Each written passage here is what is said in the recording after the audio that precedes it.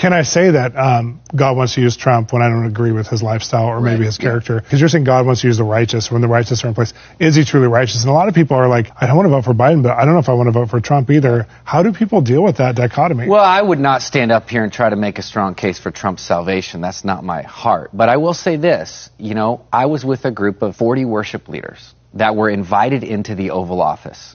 And we were invited in to pray, to worship, to lay our hands on the president, on the Resolute desk, pray that God's presence would invade that place and his glory would be felt. I've never heard of a president in U.S. history that would do something so crazy. So I do believe God is using him. He's used Samson. He's used David. He's used a lot of imperfect men that were impulsive, and had quite a lot of faults. And so if God can use them, why, who are we in our own self-righteousness to think God has to align up to our standards? No. The better question is for us to go, God, who is your hand on?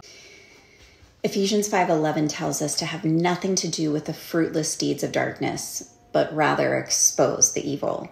And despite his many, many flaws and his arrogance and his approach, his very blunt, brutal approach at times, do I think he's trying to expose evil?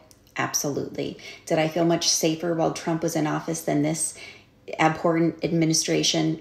Absolutely. Did other countries around the world fear us because Trump is so irradical and you just never knew what he was going to do?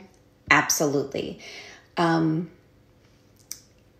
This was really eye-opening to me because we're all sinful, we're all flawed, but it is true. God uses the sinners. That's all he has to use. And I think his hand might be on Trump.